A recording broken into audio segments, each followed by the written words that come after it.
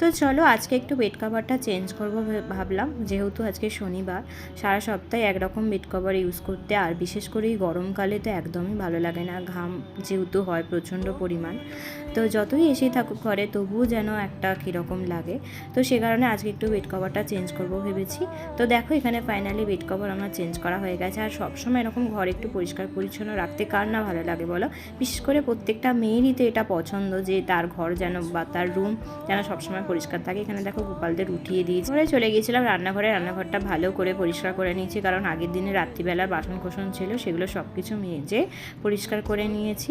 আর time হয়ে যাচ্ছে, এবার চানটাও করব, তারপরে যাব পুজো করতে। এখানে দেখো দালানটাও গুছিয়ে নিয়েছি, সোফাটা পরিষ্কার, ফ্রিজ পরিষ্কার, সমস্ত কিছু মোছামুছি কমপ্লিট।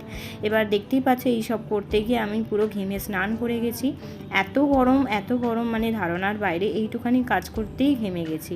তো কী আর করা যাবে। তোমাদের ওখানে কাদের কি গরম, মানে কি কতটা পরিমাণ গরম পড়েছে প্লিজ কমেন্ট করে জানো। চলো এবার স্নান টান তো কমপ্লিট হয়ে গেছে, এবার যাব পুজো করতে। আর যা পরিমাণ ঘেমে গেছিলাম তোমরা দেখতেই পেলে, তো সে কারণে ভাবলাম যে ঝট করে স্নানটা করে নিই।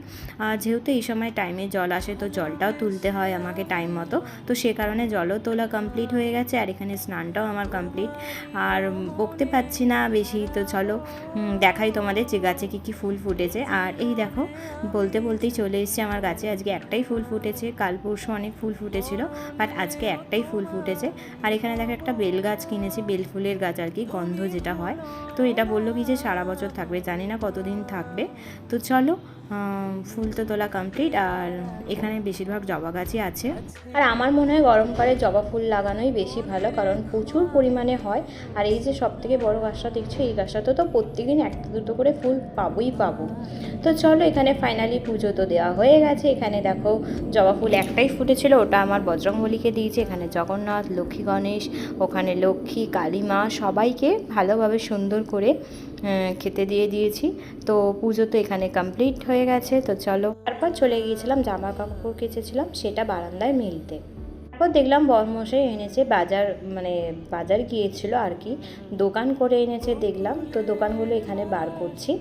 দেখো অনেক কিছু ছিল না, সারা মাসে বলতে গেলে অনেক কিছুই লাগে যেরকম সংসারে, তো সেগুলোই একটু এখানে বার করে দেখছিলাম যে সব ঠিকঠাক এনেছে কিনা। ঠাকুরের যেরকম নকুলদানা আর মিছরি শেষ হয়ে গেছিলো আমার গোপালের, তো সেগুলোও এনেছে। আর এখানে সাংসারিক তো অনেক কিছুই আছে, ওখানে যেরকম দেখো সফেদ সার্ফ এক্সেল দুটোই আছে, তেল, তারপরে সমস্ত কিছু যা যা লাগে আর কি সংসারে সমস্ত রকমই আছে। এখানে মাজন, সাবান, তারপরে ফেস ওয়াশ, সব রকম। তো চলো, তো ব্লগটা এখানে আমি এন্ড করলাম। যা যা করলাম সকাল থেকে সবটাই তোমাদের সাথে শেয়ার করলাম।